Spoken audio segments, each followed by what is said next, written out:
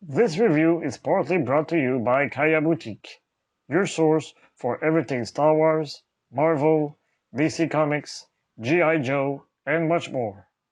Jedi.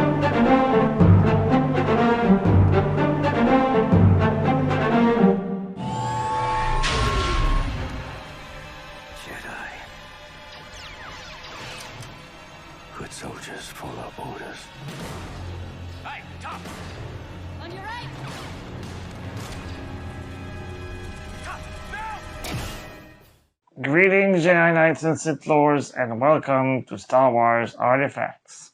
My name is Dominic, aka Lord Doom, and today we'll be reviewing the Black Series Clone Trooper Phase 2 helmet as seen in many Star Wars projects such as the Indoor series and the Bad Batch animated series. The Clone Trooper helmet was released in February of 2023.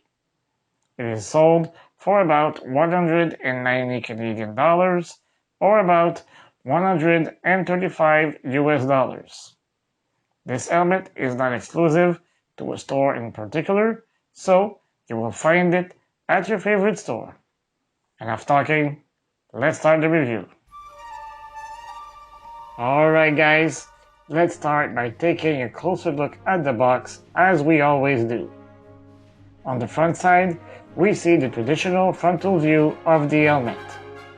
On the bottom left corner, we can read the name of the character, the mention that it is an electronic helmet, and on the bottom right corner, we see the type and quantity of batteries required. The angular side features two illustrations of a clone trooper. On the right side, we have an X-ray style side view of the helmet, but there is no additional information. On the left side, we have a frontal picture of the helmet and three schematics. The Orbish writing next to the first one means visor. The writing next to the second and third one respectively means speech projectors and microphone. On the back, there is another picture of the helmet, and we get the three following mentions. Electronically distorts wearer's voice to sound like a Phase 2 clone trooper. Adjustable fit for most head sizes. Realistically detailed, screen-inspired reproduction of a Phase 2 clone trooper helmet. Before we take a closer look at the helmet, don't forget to subscribe to the channel, hit the notification bell, and smash the like button to help me continue my work. You can also follow me on Facebook, Instagram, and Twitter. All the links are available in the description below. Okay, now let's take a closer look at the helmet. It is the first time we get a new mold from Hasbro since the Bo-Katan helmet was released. However, expect Hasbro to maximize their investments by offering us many repainted versions of this helmet. We already had the confirmation that a 332nd Legion helmet will be released right before the holidays. Trust me, that won't be the last version. On the front, the T-shaped visor is the first thing we notice. Right below that, we have the Grey Teeth, announcing what we will eventually see on Stormtrooper helmets. On each side of the teeth, we have a black mesh imitation.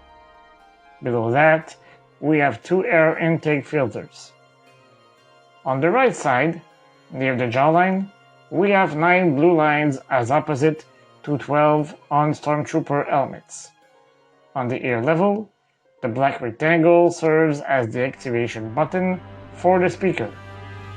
Underneath it, we can see nice details. Above the ear, we have a black plastic band that goes all the way around the helmet.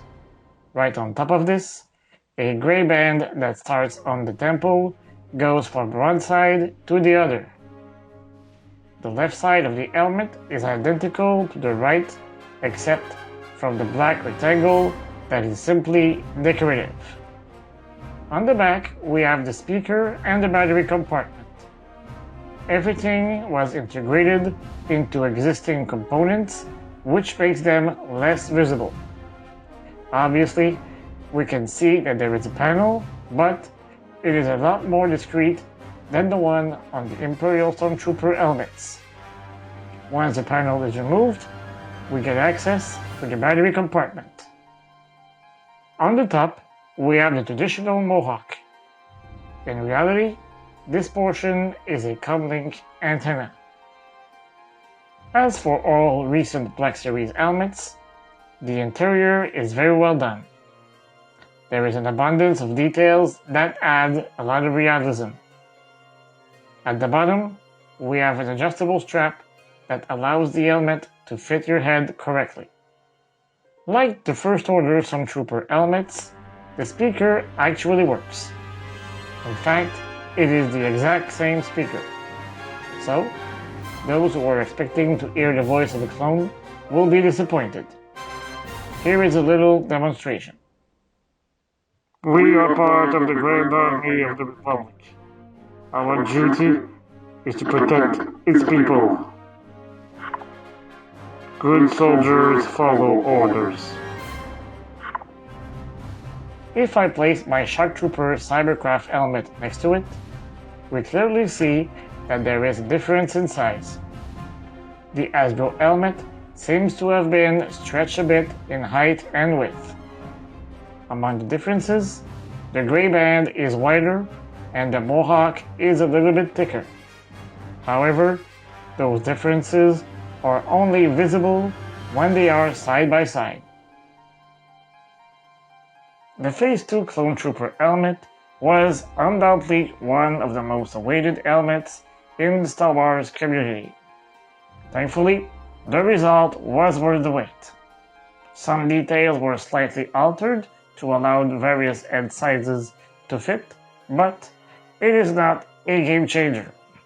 I can't wait to see the future versions Hasbro will offer us. Give me your opinion on this helmet. Are you glad Hasbro finally made a version of this helmet? Let me know in the comment section below. If you enjoy my content, feel free to share it on your social media. I'll see you next week for another review, and until then, may the Force be with you always. Remember, the Force will be with you, always.